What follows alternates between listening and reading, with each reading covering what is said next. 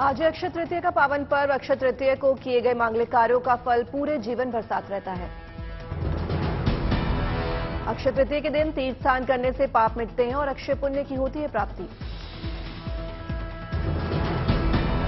अक्षय तृतीया पर इस बार 125 साल बाद पंचग्रही योग भी बन रहे हैं। इस दिन सोना खरीदना या नई चीजों में निवेश करना शुभ माना जाता है।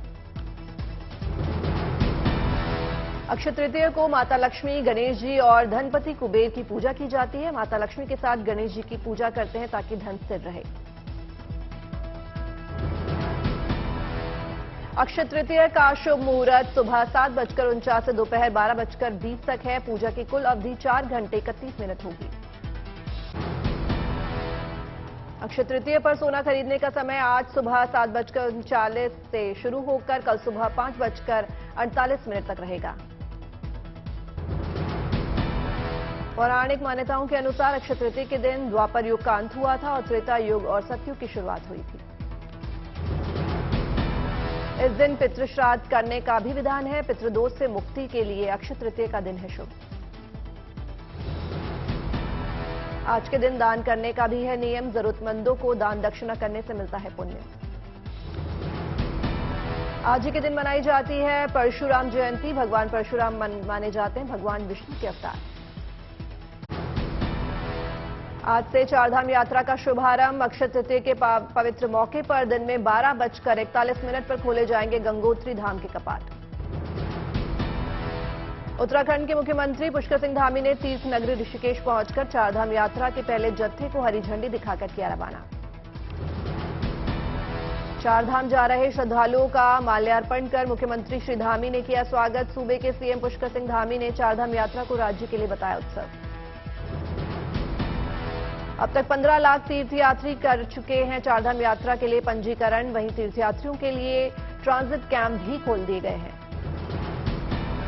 चारधाम यात्रा के लिए मौसम विभाग ने किया पुनर्निर्माण जारी। मौसम विभाग रहेगा साफ, कुछ जगहों पर छुटपुट बारिश। उत्तरकाशी के यमुनोत्री धाम के भी आज खुलेंगे कपाट। चारों ओर बर्फ ही बर्फ। यात्रियों को देखने को मिलेगा अद्भुत नजारा। ऊखीमठ के ओमकारेश्वर मंदिर से रवाना बाबा केदार की डोली। केदारनाथ तक श्रद्धालु लगाएंगे बाबा के जयकारे। केदारनाथ में 2 दिनों तक की बर्फबारी के बाद मौसम साफ। 25 अप्रैल को खुलने हैं बाबा केदार के कपाट। चमोली में बर्फबारी के मौसम से हुआ मौसम सुहाना। कुदरत ने किया भगवान बद्रीनाथ का बर्फीला श्रृंगार। 25 अप्रैल को खुलेंगे केदारनाथ धाम के कपाट। वहीं 27 अप्रैल को बद्रीनाथ के खुल जाएंगे कपाट। भारत में आज मनाया जाएगा ईद का त्योहार। आसमान में नजर आया ईद का चांद।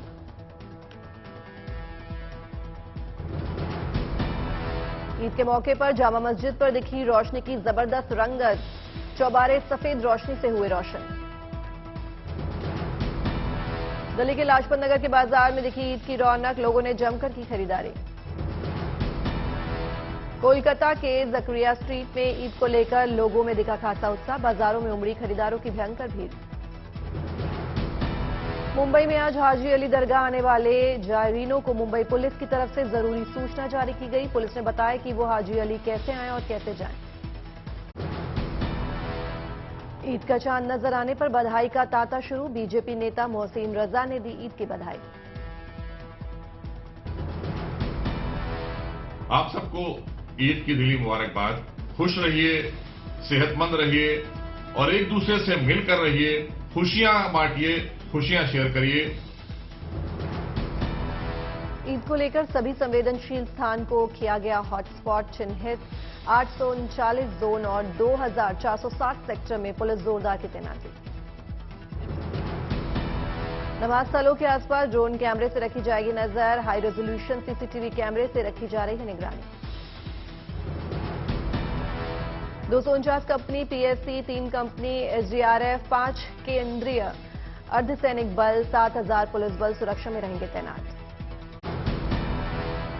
कर्नाटक में बारिश के चलते गृह मंत्री अमित शाह की रैली स्थगित। रोड शो के इंतजार पर खड़ी दिखी जनता।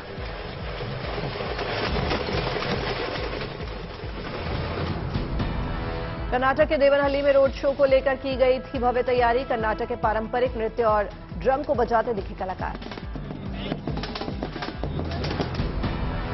अमित शाह के रोड शो में बारिश ने डाला खलल। पीएम मोदी के भीगते कटआउट को पोंछता दिखाई किसान। कर्नाटक चुनाव को लेकर बेंगलुरु पहुंचे शाह। बीजेपी के संगठन स्तर की बैठक में लिया हिस्सा। कर्नाटक चुनाव के लिए एनसीपी ने जारी की स्टार प्रचारकों की list. Party chief Sharad Pawar और उपाध्यक्ष प्रफुल्ल पटेल समेत 15 लोगों के नाम शामिल। कर्नाटक चुनाव को लेकर जोरों पर बीजेपी की तैयारियां। बीदर जिले में पार्टी अध्यक्ष नड्डा ने निकाला विशाल रोड शो। भारी संख्या में जुटे समर्थक। बीजेपी के राष्ट्रीय अध्यक्ष जेपी नड्डा ने श्री रामकृष्ण आश्रम में की पूजा अर्चना, लिया आशीर्वाद। कर्नाटक में बीजेपी अध्यक्ष जेपी नड्डा की हुंकार। कहा, कांग्रेस को वोट देने का मतलब कर्नाटक को विकास से पीछे धकेलना होगा। कर्नाटक के बीदर में जेपी नड्डा ने कांग्रेस पर साधा निशाना। कहा, कांग्रेस ने आजादी से लेकर आज तक समाज को बांटने का ही काम किया है। कर्नाटक चुनाव से पहले नेताओं का पहला बदलना जरूरी। बेंगलुरु में जनता दल यूनाइटेड के नेता और कर्नाटक के पूर्व मंत्री बी सोमशेखर कांग्रेस में हुए शामिल। पुंछ आतंकी हमले को लेकर जांच में जुटी एनआईए की टीम। पूछताछ के लिए हिरासत में लिए गए कई संदिग्ध। एसआईए की टीम भी पूछताछ करने पहुंची। पुंछ के आसपास के गांवों में चलाया जा रहा है सर्च अभियान।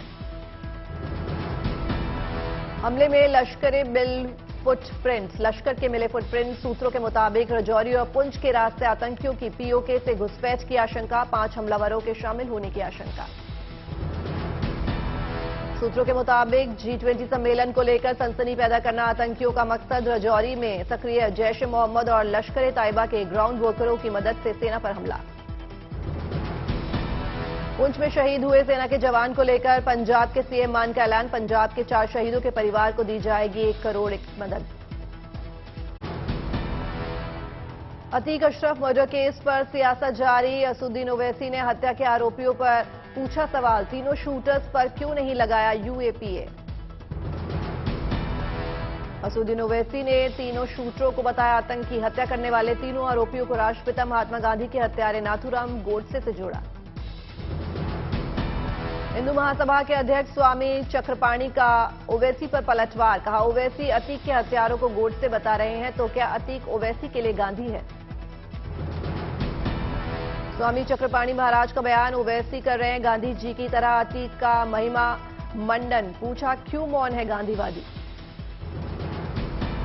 स्वामी चक्रपाणी महाराज ने किया अतीक अशरफ की हत्या करने वाले आरोपियों को कानूनी मदद देने का ऐलान। बोले, जिनसे ना हो अन्याय। अतीक अहमद की फरार पत्नी शाइस्ता परवीन की तलाश में पुलिस की छापेमारी जारी। कोर्ट में सरेंडर करने की भी आ रही हैं खबरें। अतीक के वकील ने शाइस्ता के सरेंडर की खबरों को किया खारिज। कहा, शाइस्ता की तरफ से सरेंडर की कोई गुहार नहीं की गई। अतीक की बीवी शाइस्ता अंडरग्राउंड। अतीक की बहन आयशा नूरी ने 13 अप्रैल को दी थी सरेंडर के लिए अर्जी। अशरफ की बीवी पर केस नहीं, लेकिन वो भी लापता।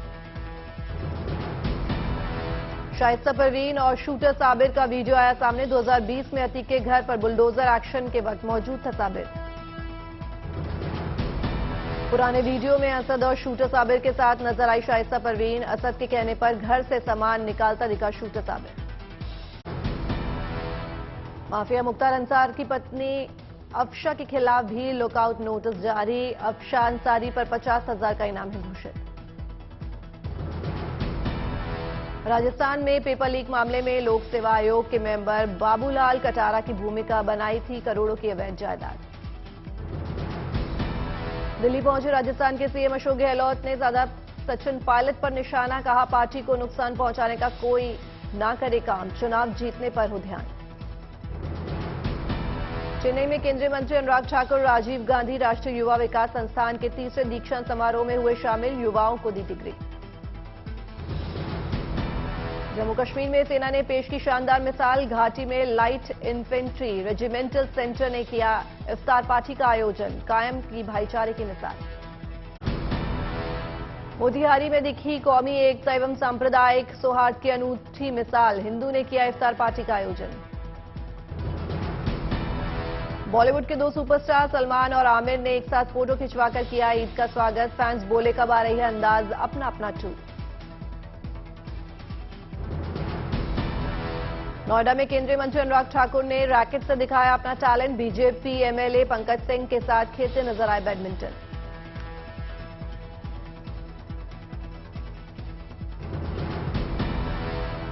राजस्थान के अजमेर में लगा रोजगार मेला। सूबे के सीएम अशोक गहलोत ने की शिरकत।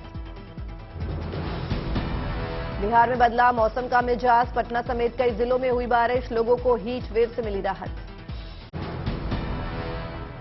गया के बाजारों में बढ़ी दुबई और सऊदी के इत्र की डिमांड। लोग दूसरे देशों की टोपी को भी जमकर कर रहे हैं खरीदारी।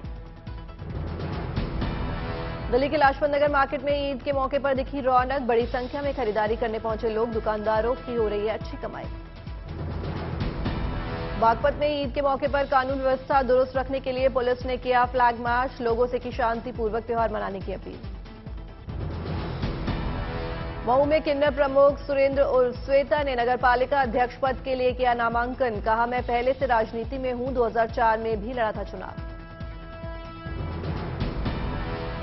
अलवर में पुलिस ने 32 लाख रुपए के 105 खोए हुए फोन किए बरामद। पुलिस ने मालिकों को वापस किए उनके फोन।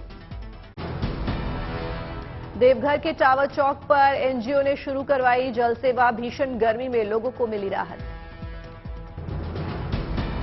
गोंडा में पिंजरे में कैद हुआ तेंदुआ। गांव वालों ने ली राहत की सांस। मुजफ्फरपुर में हिंदू युवक ने पेश की धार्मिक समस्या की मिसाल। 30 सालों से रखते आ रहे हैं रोजा। मुस्लिम दोस्त के साथ करते हैं इफ्तार। सहरसा में गेहूं खरीद केंद्र का डीएम ने किया उद्घाटन। किसान एमएसपी पर बेच सकेंगे अपनी फसल। उत्तरकाशी में मां गंगा की डोली अपने मायके से गंगोत्री के लिए हुई रवाना। रंगीन कपड़ों से सजाई गई गंगा जी की पालकी।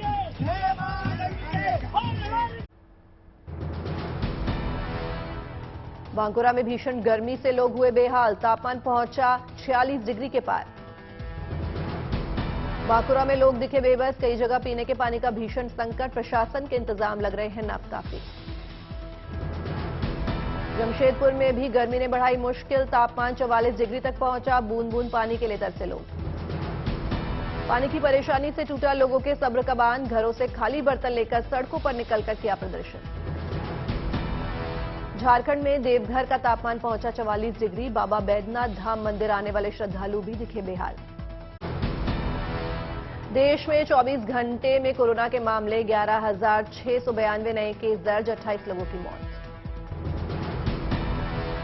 दिल्ली में पॉजिटिविटी रेट 26.75%। पिछले 24 घंटे के दौरान 3 लोगों की गई जान। केरल में 2,484 नए मामले। 3,116 लोग हुए ठीक। 10 लोगों की मौत।